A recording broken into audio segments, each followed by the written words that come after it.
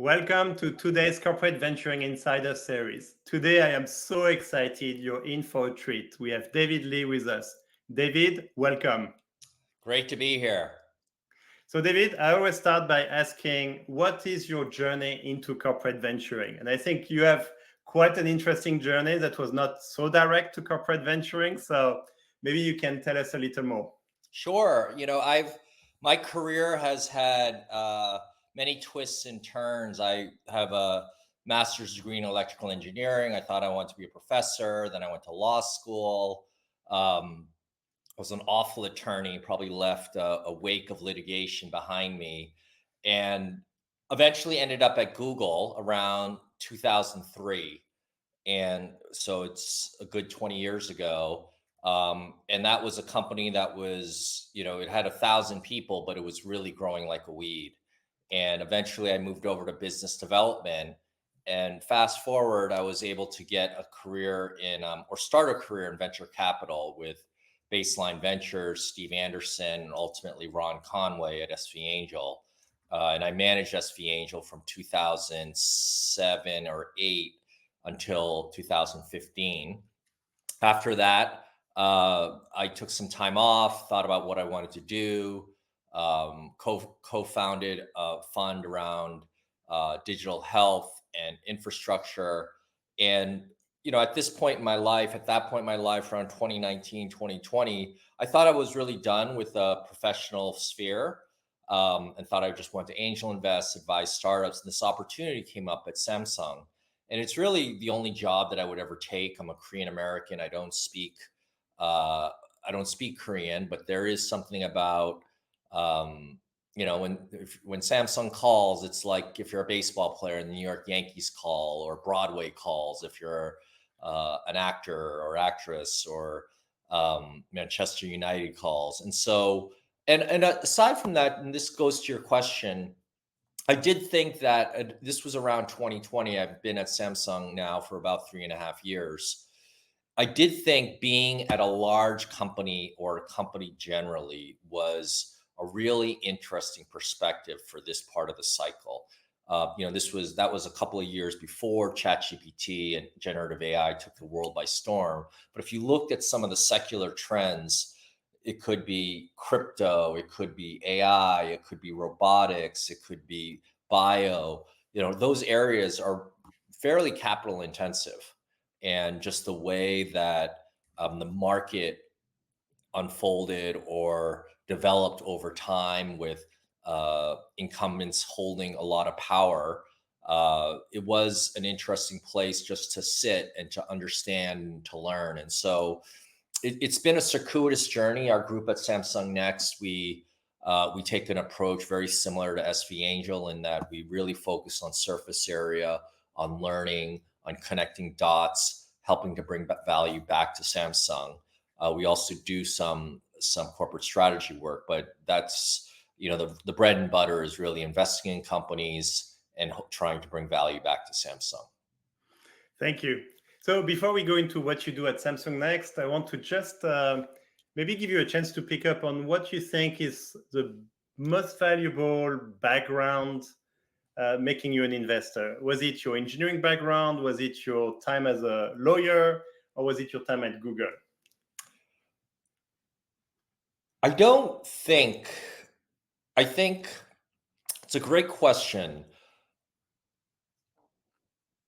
I believe the best training, or the best experience that prepared me to be an investor, was law school, actually, or being a lawyer. And when you are a professional service provider, you could be a lawyer, you could be a consultant, you could be, work in the hospitality business. You really understand what it takes to be client centric and service oriented. And, there's this notion, or there was this book called The Trusted Advisor, which I read uh, when I first started my law career. And that's what I really aspired to. And I think for venture capital, for investing, I think having that mindset of serving the entrepreneur, everybody says they can do it, but unless you've gotten a phone call at Friday night, when you're about to go to sleep and the client calls you and says, get on the plane, you're going to go do due diligence in the middle of America on this one deal, which you have to do many times as an attorney, and you just have to grin, bear it, and enjoy it. It's really hard to, or I would imagine, or let me flip it a little bit. That experience really helped me think about a service mentality. So I think there's that experience. There's also, being an attorney, I don't think it's a coincidence that a lot of the great investors have law degrees. A lot of really great business people in technology have law degrees. And I think when it comes to law as opposed to business, you're really forced to think bottoms up. Right. Hmm. First thing you do in law is you look at the facts, right? And one could argue, as a business person or an MBA, the first thing you do is you look at the framework, right? And so starting with the facts, law is very logical. If you look at a really well-written, complex corporate contract, it has the same structure as old school computer code. And I think understanding um, how engineers, product people think, that was in a way very helpful, being a lawyer and having that training, and also engineering as well. And so, and I say all of this because I do think that venture capital, it's not one of these linear careers. There's I do think there are some people, they start as associates and you just climb the ladder, but there are exceptions, right? Venture capital is really a career by accident. And so I think if you can have different experiences, whether it's as an undergraduate, graduate, earlier in your career. And I think the number one thing is you just have to love the subject matter. And most importantly, you have to love learning about people. And at least in the earlier stages, and I would say for any stage of technology investing, one of the things that I've learned from some of my mentors is the importance of really being curious about people as much as you are about the technology and the markets. Because a lot of times, as you know, the successful companies really comes down to the will of the founder, which is really hard to project, I think, in any endeavor, let alone startup investing. I have so much to unpack. And for the audience who know you, they know you've been an amazing early stage founder with many secular companies. Maybe you will speak about that. But I want to touch on client centric because I think that's core to who you are and seeing the entrepreneurs as a client. Interestingly enough, yesterday I was talking to one of our former CEO of a portfolio company, Starship, Lex. And then he was on the same, he was the CEO and the board. There was Fred Wilson, who wrote this article about the entrepreneurs are the customer, not the LPs. Maybe you can talk a little bit about how you see the entrepreneurs, because last time we met, you actually talked a lot about it's all about the entrepreneurs. And of course, Yeah. your family being part of the entrepreneur's journey. Yeah, it's very similar to, I remember reading uh, I don't know what shareholder letter it was, but um, Jeff Bezos talked early in his time at Amazon about the focus on the customer. And he wrote to his shareholders like, listen, I'm always going to focus on the customer, and the focus on the customer will always supersede that of the interests of the shareholders. And it was a little bit of a subversive, controversial statement because that was a time when maximizing shareholder value was really the prevailing uh, principle for what your role was as a CEO. Your role as a CEO, as an allocator of capital and resources, is to maximize shareholder value. And what Bezos said in one of his shareholders was, listen, I'm going to focus on the customer. And ultimately, if I do that, the shareholder value will take care of itself. And that's a very similar, he said a lot more eloquent than I just did, but it's a very similar mindset. I think if you really focus on serving the entrepreneur, not in a touchy-feely way, and by touchy-feely, I mean, there are different ways of serving an entrepreneur in the same way that there are different ways of being a parent, right? or there are different ways of helping a child develop. Everybody plays a different role. You have parents, maybe you have grandparents, you have aunts and uncles. They all have different relationships with the entrepreneur, right? And so my career was primarily an early stage. I didn't take board seats. And so what I really tried to do and emulate from some of the people that I work with is just be that trusted advisor for founders when they hit those really tough spots. And so serving founders can mean a lot of different things. It can be, being the first person who responds to an investor update with requests. It can be giving tough love. And sometimes that's the most valuable thing. If you think about, you know, I'm a parent of two children, 15 and 10. And the way I serve them is not by, being rah, rah, touchy feely and saying everything's more Pollyannish, but it's helping them prepare to be an adult. And sometimes that's uncomfortable. And so that is the best way to serve and to really and they grow up differently. They're two very different kids, so their needs are different. And so, my wife and I try to think about, okay, what are the different needs of each child? And similarly, I think that's the posture you want to take as an investor. I think the board member assumes the role more of a parent of a 10-year-old kid, and the angel investor is the parent of a child from like 0 to 10. The role is Okay. just very different. And then the late stage are like the they're older and it's just like, just don't do anything stupid. And so but I think if you just focus on the entrepreneur, that's where it starts paying dividends. And that's where you create a positive feedback loop, because this is a reputation business. Like these founders, they talk like, you know, Korean grandmas, you know what I mean? They talk amongst themselves, they share knowledge, they share what they think about other people.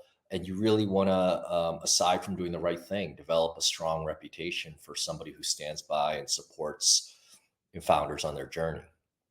And I think it touched on the words you use, trusted advisor. It's not just being an advisor, it's you're trusted. You may be the first call, the first text. They need your advice and know you're going to have their interest at heart. Yes. Yeah, exactly. And that's just something you earn, right? There's no other way. You don't get it. You don't just because you're the largest investor or you're the first investor. The, you know, I, it's just something you have to earn, and it takes a lot of time. Uh, and when you have that relationship, then it's then it's really meaningful. So I'm going to ask you something uncomfortable, which is try not to be humble. But can you pick one example where you were a very early investor and you helped the company grow with your advice? And what was it that could be useful for the audience to understand they should do? I'm not being humble here, and I think every investor will, every good investor, in my view, will share this sentiment. For the really great companies, you you don't really do a lot, right? You would be smart just to get out of the way and You're the nugget. help them when they ask. And this goes back to the service mentality. If they ask me, hey, can somebody get an introduction? I need some 409A help and I need a consultant. I want to be the first one to do that. It's not, it's something that I've been doing, it's something that somebody fresh out of college could do. And here I am with 20 years of work experience, and you have to have the humility to do that, because whether or not you're a founder, you're an investor, you're young or you're old, I think we all respond subconsciously to certain behaviors. And when it comes to any service provider, those that are on time and respond quickly, they automatically they're elevated in terms. It's sort of like if you show up to your doctor and they're always 10 to 15 minutes late. It always shows up longer. The appointment is longer than you think. You're like, yeah, the doctor's fine. But I have one doctor. He is the best in LA. I asked all my fancy friends, who's the best doctor? They said, it's him. And you look at his CV and it's like, oh, it's like good. It's not like, oh, this guy graduated medical school when he was 15. But he shows up on time. If the appointment's at 12, it starts at 12, and he's completely present. And you just realize, aha, that's what it takes. Like, you see that difference. Like, and so similarly with some of the best companies, um, you really want to just be there for them. And I think that is part of the judgment that you develop, is that when you see something really working, that's ironically when you back off. And then the tough part about seeing a VC is when you see something that's kind of working, right? There's really nothing you can do. Now, it's different when at different stages. I'm early stage Mm. investor, right? Where it's really pre-product market fit, often the case. Post-product market fit, when you're trying to build the company, that's a different frame, right? But even then, I would say that you can augment and you can amplify, but you can never be an investor will never be a causal reason why a company is the breakout company. But there are some companies, my favorite company probably, it's lesser known, is a company called Benchling. And Saji was a founder who, um, they talk about how Kobe Bryant or David Beckham at Friday night, they'd be, playing football or shooting hoops while all the other kids are partying. It's a gym rat.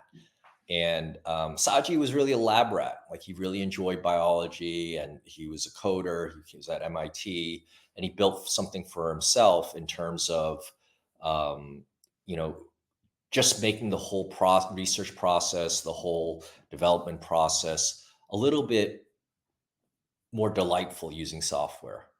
And for the longest time, people, all the investors were saying, "Yeah, it's great what he built, but research is a small market." And in that case, I didn't do anything. It's not like I understood the market, but I just tried to meet him and be there. And so I think the one thing I think about that company, and now it's a multi-billion-dollar company, it's become sort of a GitHub for biotech. And I'm happy where it's just, I was there when nobody else was. Right. So I think there are two buckets. The one bucket is you were smart to pick and to ask good questions to help them think differently. And then the second is you were there when nobody else was. But Let's I always am suspicious, and downright skeptical when I hear an investor talk about their contributions to a company's success, because the reality is, again, it's probably not causal, it's more correlation.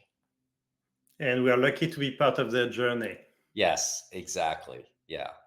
I mean, certainly there are areas where if there's an obvious blind spot, you help them, say, hey, have you thought about this? But the really great founders, even if they've never done something, for example, hiring a VP of a CTO, VP of engineering, chief marketing officer, if they've never done that before, the really, really good ones, they still don't have blind spots. Like, they know what questions to ask. So let's talk about great entrepreneurs, because you've picked so many that then built unicorns. What would be the a moment for you where you're like, okay, that's a great entrepreneur? Is it grit? Is it smartness? What is it for you? Well, first of all, I was very lucky to have a lot of success in my career, at a time when I think it was, I call myself a turtle on top of a post. I started my career 2008 and then ended 2015. I think it was the fastest and most meaningful period of technology adoption in U.S. history, with everybody getting a smartphone. Um, you had cloud computing, you had zero interest rates. So it was hard not to be successful. And I was also part of a team when we met, we were able to meet a lot of the great entrepreneurs. And to answer your question, uh, it's just so hard. It's actually the part of the job that I love the most, which is when you meet a founder and the two things that I look for an ability to explain something very simply and very enthusiastically. So there's this one founder, Jason Tan from SIF Science, which is a startup. It's not as well known as like a Stripe and he was doing it was fraud detection for certain types of payments. This was like 8 years ago. I mean, not exactly like for me, Golf or The Sopranos, something where I'm like, oh yeah, I'm pretty interested in this. But he made it interesting, and he had this weird charisma, and he could explain the problem that he had, the problem that he was solving, and why that was interesting. So I think those two traits, it's not just being able to do it simply, because that shows domain expertise. You also have to do it enthusiastically and energetically, because that speaks to your ability to attract people to join you. So if I see those two things, then I'm leaning forward. And the most important thing is, I think the one benefit of there's just no substitute for seeing thousands of startups at a similar stage, right? Because I think what a lot of people do is, you think about like Jack Dorsey, Mark Zuckerberg, Patrick Collison, and you see them today and they're titans. They're so well spoken, they're articulate, they're great strategists, great allocators of capital. But when you met them when they first started, they were just like any other founder, right? So when you meet a founder, you can't compare them to Zuckerberg of today. You have to have some game film in your head where you can compare him or her to Zuckerberg or any great founder at 23. Like reverse engineer in a way. Exactly. And one of my favorite pastimes is the NFL draft here in the US, where the NFL is probably the most powerful sports league in the world. And it's when they pick players, the college players. And these college players, you know, they've played in college. They've played in college, so you can evaluate their game tape. You can interview the high school coaches. You can interview the college coaches. You can talk to their girlfriends, boyfriends, friends. They spend like tens of millions of dollars on their due diligence, and they get it wrong 50% of the time, right? Yeah. So that's the part that I really enjoy. But I think those two things, in the same way that, somebody who does the draft, there are some things they look for. It's like, I need this kid to love football. They need to be a gym rat. They need to be super fast, right? Those are the things that I look for. Mm. And for me, it's that ability to take something that's really complex and explain it simply, enthusiastically, and energetically. No, If I you can think do that, I'm like 70% of the way there. no, it's a golden nugget. And you could argue an entrepreneur is always pitching, always selling.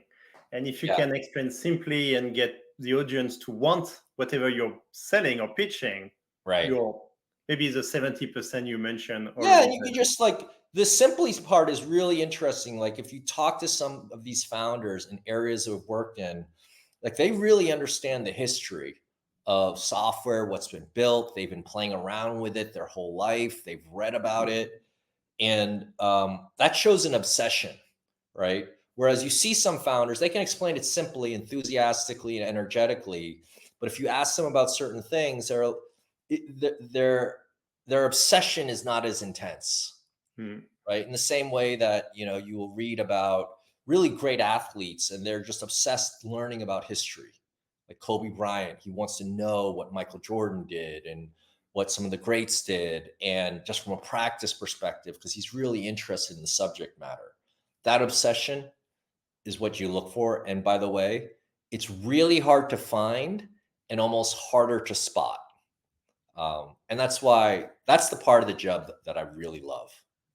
Yeah, it's so let me actually double click on the NFL analogy, but now what you already implied, but I think it's a really good way, which is they spend so much time due diligencing the potential player. Right.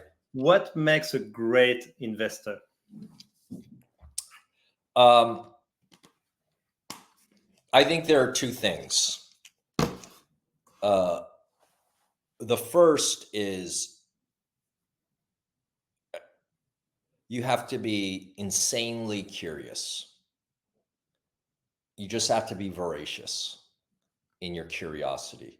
And there are some investors who are voracious about voraciously curious about people and situations and founders. There's some people that are really curious about technology and where the world is going. And then the second, and I think uh, this may not be as popular of an answer, you just have to be really competitive, right? This is a really tough business.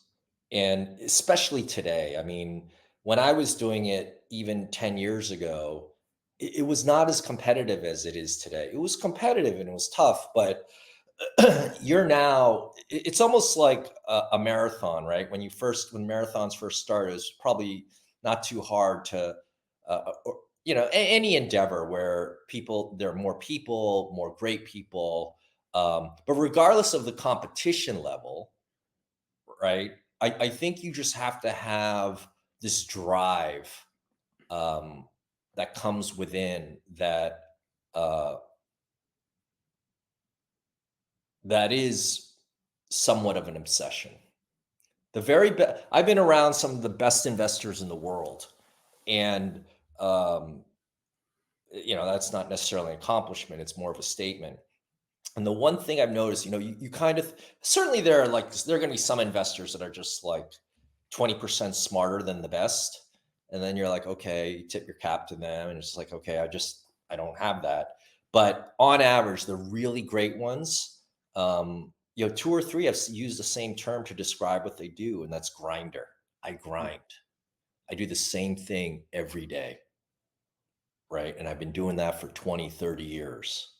These are people who they're household names in our profession, and they don't just say it because it's fashionable. I've seen them do it, and that only comes from drive and competitiveness. So drive is it's probably a less of uh, whatever it is, drive, competitiveness. You have to be as competitive, as driven as the best founder. I think it touched also on one thing you said earlier, which is you have to love doing it. When you meet entrepreneurs, you get energy, you're curious, you get to learn, you want to Yes. engage. Yes, yes, yes. So, like using my Kobe Bryant analogy, he's doing what he does. It's not like he hates basketball; he loves it, and um, there are some people that are incredibly driven that may not love it. And I think that's when I worry about burnout and where the sort of the personal, by integrity, I don't mean ethics, but the integrity of like, what gets you going, what you enjoy doing, what gives you energy, your day-to-day actions, do they reflect that, right? And so if you don't really love it, but you're spending 24/7 on it and sacrificing some of your family time and personal life for it, that's when I think it's really tough because it's an extremely competitive industry.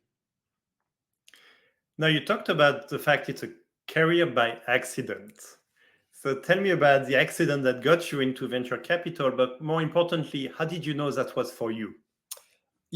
I always wanted to be. My dad was the first founder I knew. He started a company, PhD in engineering. He invented the first fully automated fortune cookie machine. And candidly, and he was always telling me, "You got to build, build, build. Don't chase money. Don't push paper. Build something." And I think there was a part of me, just to share personally, where I just kind of knew I wasn't that person. Like I don't like building stuff. I was probably more of the banker lawyer type. Um, but obviously, he's my dad. It's close to him, and so I always wanted to be the person behind the person, the builder. And Right. and that's part of the reason why I went to law school at the 90s at the time. The people behind the creatives, the people behind the talent were generally had law degrees, and you look at CAA, for example, back in the day. And so they may not have been lawyers, but they were agents. And so I always wanted to be the person behind the builder. And it was a career by accident because I understood what venture capital was. But around 2006 or seven, I left a startup and I became friends with a guy named Ron Conway, and he was partnered with Steve Anderson. They said, "Do you want to join?" And I was 40 at the time, and I barely knew what a liquidation preference was. I took a class in like law school or graduate school, but that was a long time ago. And I said, yeah, because I kind of, I would read about what Ron did and what Steve did. And I was like, that kind of fits into this idea of advising, supporting, and helping. But you read, oh, it's a lucrative profession. But I was like, oh, this is I would rather do this than business development for some startup. And I loved it, and I really enjoyed it. And as you start doing the math, the venture math, you're like, oh, this could actually be a great career. But I didn't go in saying, okay, what's my carried interest going to be? I mean, you could probably go back and talk to Steve or Ron. Like they gave me an offer, and I was like, yeah, it looks good. So um, uh, it really was by accident because I wasn't looking for it, but I did have this picture in my mind of where I wanted to be in 5 or 10 years. And where I wanted to be, I didn't know what job it was, but I knew it was helping the builders, which are really the talent. They're the actors and actresses. In the 80s, those were the people that were really lionized. And today it's, thankfully it's the people who are actually building stuff. It really resonates. So at TDK Ventures, we call the entrepreneurs the impact scalers because Yeah. their life's mission is to bring positive impact to the world and to scale it. Yeah. And we'd like to think that venture capital done well is the impact scalers behind the impact scalers, or impact scalers squared. Yeah. Yeah. And it's, you know, um, the best thing. Yeah. I think that's fair to say. Yeah. Let's talk about Samsung next. So this is now corporate venturing. You talked about the secular trends taking intensive capital, clearly with a lot of risk and the rewards, not just financial, but also contribution to society. Talk to me about your choice to join Samsung next and what are you doing? Yeah. I mean, I mentioned earlier, I think for me personally, there's no other job in the world that I would take. And it's fulfilled all of my expectations just in terms of learning more about Korea, obviously learning more about Samsung, hopefully trying to contribute to Samsung. And uh, I honestly, I don't know if I would have gone to any other company at this point in my career. Um, and what we do is I really looked at the landscape. I looked at, this was about 3 or 4 years ago, and I thought, where we are right now, we don't register as highly as I'd like us to when it comes to the hearts and minds of founders. So let's get back into the hearts and minds of founders, right? Let's insert ourselves in the network, get ourselves in the flow of information and knowledge, and then share some of that, synthesize some of that, and bring it back to Samsung. And I almost think of impedance matching. It's a term that I've used a lot, Yep. or being an API, right? Yep. And so really understanding what are Samsung's needs and using that as a filter as we look for founders. And then also understanding that some of this is a beginner's mind exercise where you think about, hey, this is, a founder working on a reusable rocket, with Elon, maybe 10, 15, I don't know how long ago. This is kind of cool, right? And maybe this is an area that we can look at because, obviously um, with everything, technology, we like to say there's more bad timing than bad ideas. And what the founders, for me, what I've learned is founders give me a good sense of timing, right? So if you see like 2 or 3 companies in, let's say, robotics 10 years ago, right? You just sort of like keep that in the back of your mind. Why are these people who can do anything in the world and they're so smart, but they're doing robotics? Mm. Something must have changed for this to be an interesting area to pursue from a commercial standpoint. Now, often what will happen is you see those two or three, but they're still a little bit early. But if you do your job, you can think about, like, you're never going to time it perfectly, but you can say, okay, why didn't that work? Like, or even today with drones. I don't know if you remember, like 10 years ago, drones were a big thing, right? Yep. And it Yep. sort of fizzled, right? And now if you look at a company like Zipline, right? I Yep. mean, it's one of In the iconic Africa. companies in tech. And it's like, what changed? Well, part of it was Keller. A part of it is just having an amazing founder who's willing to stick with it and who came up with some really, like, enlightened ways of going to market. And part of it is what's happening in software and AI, and then regulations, right? And now it's probably even too late to think of that as a category, but you can think of it as a trend of new types of delivery, right? Yep. That aren't just, why does it take, if I ordered something on DoorDash, I think I ordered a nail clipper. I'm kidding. You know what I mean? Like something really Yep. small, somebody drives their car to bring over something that's $10, right? And so for me, that's what we hope to do with Samsung Next. I like to say that we're going to bring a beginner's mind, a sensor, a ranger of what's interesting. We had made a lot of investments in AI companies before ChatGPT hit. So once it hit and it really showed up on the radar of every executive at Samsung, we could say, hey, do you want to meet Mosaic ML? Do you want to meet Stability AI? Do you want to meet Dynamo FL? These are some of the companies that we invested in. And it's really just following the founder. And so we take a surface area approach. We invest similar to the way that I invested at SV Angel. And really, the idea is to learn, write smaller checks. I have a certain view, and I'd love to hear your view about corporate venture capital. We're not traditional in that we don't require a business development deal in And conjunction with an investment. And we're also not financially returns based. There's GV has a great model, and there are other firms that have a financial returns mandate. In many ways, that's cleaner, and it's probably the approach I prefer. But also, I'm willing to work with headquarters to understand what we're trying to achieve, because Samsung is not Alphabet. if I take some of the golden nuggets you just mentioned, I think your early stage investments allows you to get insights as early as possible about like an emerging trend. It's not even a Right. trend yet, but also build intimacy with these entrepreneurs who are building the future. So then when the trend does validate, you could say, hey, do you want to meet these entrepreneurs? They've been working for it for, I don't know, 5, 8 years. They know what they are doing. We could fast track our learnings.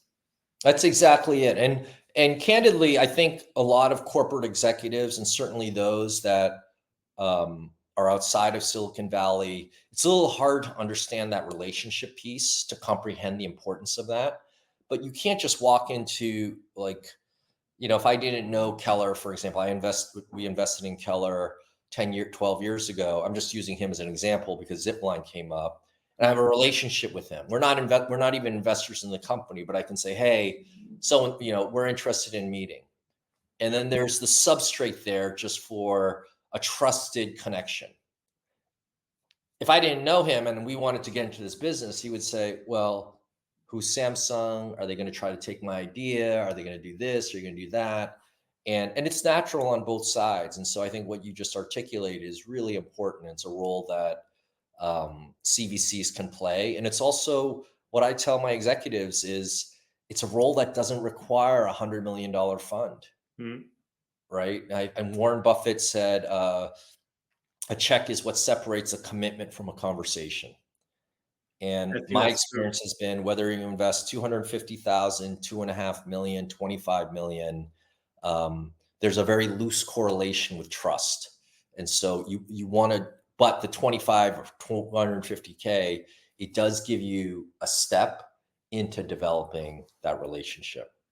Would you argue that actually the earliest check, and assuming you've done the really good job as a trusted advisor, the earliest check actually for the founder matters more because that's when they are still shaping their vision and building the product versus later when it's actually much more operational, execution, scaling, and so on? Yeah, I think there are two areas, and AI is a fascinating area because what's really interesting is that in a very short period, it has become a top down and bottoms up endeavor. And what do I mean by that? If you look at, at least my experience in working with a lot of enterprise companies, a lot of it is bottoms up. You start with the developers, you start with the employees. It could be Dropbox, it could be Box, it could be Slack, it could be GitHub. And then all of a sudden the coders are like pounding the table, like we need to have this. And Mm. CIO eventually does a purchase order. And they don't really think about the trend. They don't really think about, hey, what do we need to do in communications? Right. Whereas AI, I think you have the highest decision makers at every big company saying, what should we be doing about AI?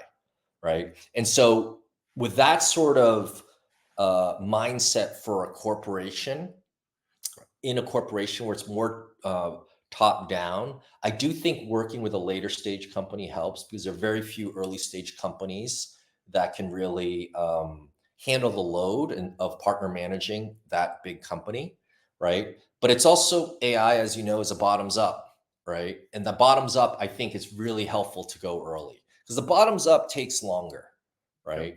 And so even if you think about something like uh, I it's not perhaps the most informed view, but my belief is that where we are today, 2024, I think it's too early to think about this personalized AI. I think a lot of things there are a lot of ifs there, Yep. as opposed to whens. It's like if you come up with a model that Qualcomm, Samsung, Apple can incorporate on device that has great memory and that can access the personal data, if you can get a way of acquiring user consent for using the data for certain personalized queries, if you can do this. But that's the vision, I think, of any hardware manufacturer, is this personalized experience. And there, I think it's helpful to go early, Yep. right? Because either the startups will be too early, but even if they are, they will be the ones who create the substrate, who create the networks for the next set of founders who build, who are able to fulfill that vision. Yeah, I read somewhere where sometime it will look like a bug or a feature, but it could actually become a real value for the user. Yes. Yeah. Yeah. So I want to talk also about patient capital. Part of what you bring with Samsung behind is patient capital, where it's still very, very early. And everyone knows it takes 10 years to have an overnight success. And can you speak to the value of patient capital? And sometimes I feel like venture VCs are meant to be patient capital, but sometimes very impatient. Corporate VCs has the opportunity to be a bit more patient. Yeah. I mean, I would love your take on this because I haven't spent, I've been working corporate venture for 4 years. Um, my view of corporate venture capital is that uh, it it's too fuzzy. It tries to do too many things, and I like to think of, if we were to make a strategic investment, your sort of classic corporate venture capital investment, in my view, it has to have a clear, attainable result. Yep. We will be able to say whether or not this investment was a success. In the Yep. same way that financially you can look, was a success, you'll be able to say this was a success. It returned 25x, right? Or this was okay, it was 10x. And um, so for me, I think that for those types of investments where you're looking for that strategic, and I think it's really interesting now because I think everything that's happening, some of the corporate investments and some of these large foundation model companies where they're providing infrastructure, and then the question is, well, are you just, it's just sort of like this hot potato of revenue and investment, and But there is clear strategic value there where, anything capital intensive, it could be AI, it could be bio, it could be anything. I think strategic investments start to make a little bit more sense because the strategics have resources that other companies don't, other firms don't, and they can be more patient. I think in areas of software, it makes less sense to me, unless you're like a Salesforce or an NVIDIA and you're trying to push the industry forward. There's something to be said of, okay, we need AI, we need more and more startups to go into generative AI because that's better for us. Yep. Right. I can see that. And then you just flood, it's what Intel did back in the day, the original CVC. And so for us, I think if your goal is not to obtain that clear, attainable result, you're really there to learn, support, have trust that there will be outcomes. I just don't understand why people aren't patient, right? Like Yep. things don't work to your timeline. In the place of, where there's a clear objective, it's clear what both parties are working towards. You still obviously want to be patient, but there you probably want different rights, different, um, uh, you know, stronger rights to influence direction, outcome, because it is very, it's tied to a milestone. So I don't want to deflect you And asking so me. I guess the problem is when people kind of try to do both. Yep. And if you kind of try to do both, I'm like, what's the point? You're just like, why? What's the point of making a $10 million investment when you can't clearly articulate how will this be a success? Is it revenue? Is it new model that you've built for us? New technology you built for us? Like numerically, how is this a success? Yep. Yeah. No, actually, I really like the way you've described it. I like the word fuzzy because I think many corporate VCs have many whys or many goals. And Yes. I think there is huge value in absolute clarity on your why. So Exactly. how you do it could be many ways. So if I talk about TDK Ventures, our why is simple. It's about helping TDK know where to go and where not to go, build first to market solutions. That's our why. How we do it is we want to be strategic and financial. And then we can have many, many tactics underneath. But I think your point about fuzziness, I think, is when the goal is not absolutely clear for everyone. But when it's clear, there's huge value because then you can communicate that goal to the entrepreneur. And there's no surprise to what you will bring and what you will not bring. Exactly. And that's why I don't, for me, I would love to see what I don't understand. For me, I take a barbell approach. I think a barbell, I don't speak for all of Samsung, or I don't speak for, it's just personally, I Yeah. believe that the way to, uh, the optimal approach is you take a barbell approach. You invest in a lot of companies with smaller checks to learn, develop relationships, synthesize information, make corporate smarter. And then on the other side, it is we are going to invest whatever it takes to obtain this clear, attainable result because it has this X level of importance. And anything in between is just a waste of money, and it's a waste of. It's not a optimal allocation of a company's capital. No, And you're talking so, about effectiveness. yes, exactly. Yeah. And the one thing I'll say as well, and people will say, well, what's the benefit of the first type of investment? In my experience, I have never met or been around a really good technology CEO who doesn't love learning about what's happening with startups, like who's building what. And I would even flip that and say a sign of a good technology CEO is somebody who's always interested in understanding what are the early startups building today. Yeah. Right. And so you just do a showcase for them. You bring in 20 and it's a dog and pony show for, for your CEO, and the CEO 9 times out of 10, maybe not 9 times out of 10, because that suggests that 90% of all executives are great. they're going to love it, right? They're Yep. going to love, they're going to feel stimulated. They're going to say new ideas. I remember taking our CEO to Y Combinator. He was really energized. And it's hard to do that when you don't have a relationship with the founder. You can't just come in and say, hey, can you present to our CEO? Um, Little things like that start to add up.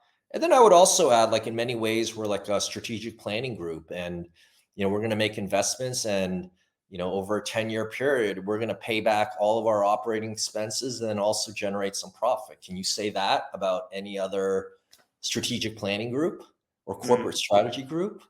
Less clear. So yeah. So I'm going to share a secret why I invited you to the podcast. Uh-oh. There was two things you said last time we met, which I loved, and one was a client-centric approach. The Okay. one was a very tangible thing, which we also spent so much time at TDK Ventures. And Antonio Key, our friend in common, really said, no, David really means it. And I think it's a golden nugget for the audience because they meet many entrepreneurs. You can't say yes to all of them. And there is an art and a science and a real importance on the pass email. And I really want you to share what you shared with me last time about why it matters and how it should be done.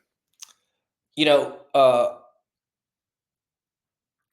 I think, especially for investors early in their career, um, the way you build your reputation is through the past emails you send. And you could literally get ChatGPT to write an incredible past email that applies to 90% of the startups in a particular category.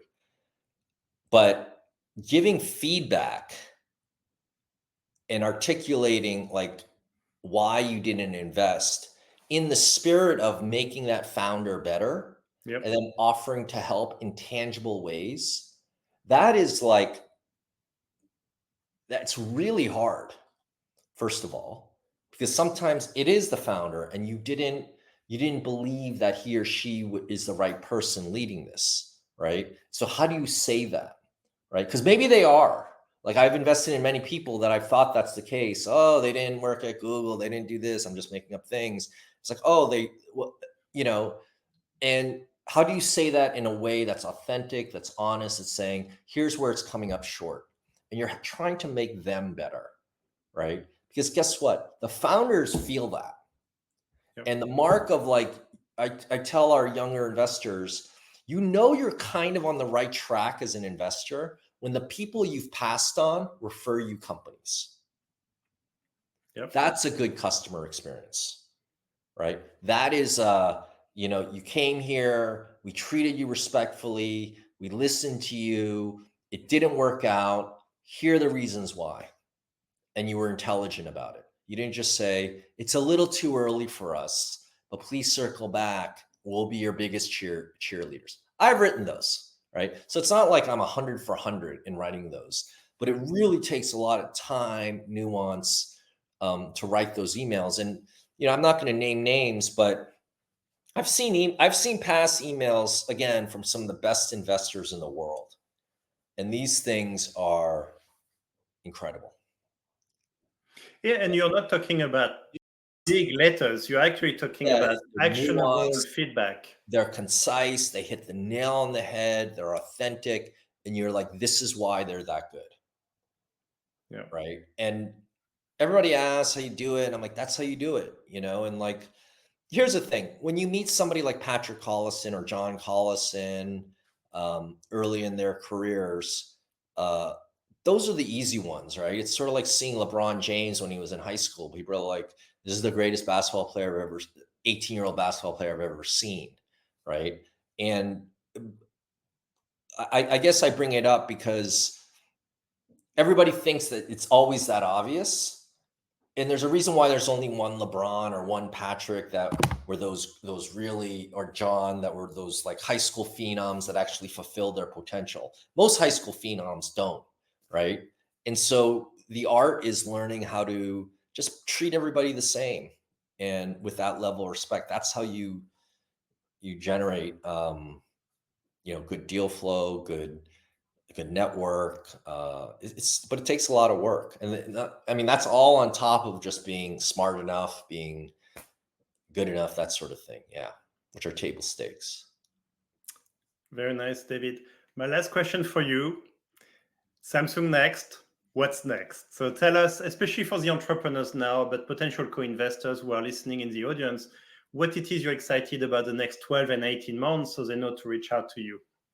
Yeah, I think it's there are three areas that we think about a lot. There's if you want to bucket AI and robotics in one area, I think there's digital health, everything. I think you think about Samsung's platform, largest mobile footprint in the world, sell a TV every second, our business in sensors, manufacturing. Is there an opportunity to do something finally in digital health and having technology augment the patient experience, improve outcomes? And the third area, I would say broadly, just services. What can we do to make our devices better, our phones better? I think it's a really fascinating time in this period of technology where, for the past 10, 15 years, it's really been about using iOS, Android as a developer platform, and then using the app stores to distribute great applications and services. And you can see that AI, there's an opportunity not just to shift how people develop new applications and services, but how they get distributed. Are they distributed through hardware? Are they distributed probably not through the App Store? Are they just, bundled in with current services? And anything around services that's interesting and founders thinking of different ways of interacting with technology, that's something we're going to be interested in. But I would also say, we're not going to do bio. We're not going to do like biotech or other areas. But our footprint is so vast that if you're building something where physics is a constraint, it's probably relevant to us. Very nice. And of the three areas, you went very quick on the robotics. Can you elaborate Yeah, a let tiny bit me. more? Probably a better way of putting it is AI, robotics, and digital health. Okay. And AI and digital health, I think it's pretty clear what the opportunity is. AI as well. It's like, can we, you know, I think, can you reimagine some of these devices, whether it's a phone, PC, TV, tablet, where it's quote unquote AI first? Digital health, I mentioned the opportunity there. And robotics is an area of emerging interest because, it's this combination of hardware and software that really can create delightful experiences, both commercially and also in the home. And so there's a lot of talk of humanoid. We've invested in Figure, 1X, and some others. And that it's a really fascinating area because, there's a question as to whether or not everything happening in generative AI and software is an accelerant. It certainly is, but how much of an accelerant is it to all the work that's being done in robotics? And, it's one of the things, one of this very simple but not easy ideas that we try to adhere to as well, which is just follow the founders. And when you see really smart founders working in an area, that's sort of an aha moment of, oh, this could be interesting. And what I've learned over my career as well is that works maybe one time out of 10, right? But that one time usually really hits. And so you It's just have to be interesting. patient when those 9 other times don't hit. Yeah. So we invested in Figure, we invested in agility robotics. And it's interesting because humanoid robots have two challenges. They have to adapt to the world we've created to our body. So the humanoid aspect makes sense. But the second one is to understand the world and to communicate. And I think generative AI is unlocking that potential for a humanoid robot to actually start acting as we expect them without having to think about the programming behind it. Exactly. Yeah. All right. This was an amazing interview, David. You've been as good as last time. So thank you so much for all the golden nuggets and the insight you've shared. Thanks, Nicholas.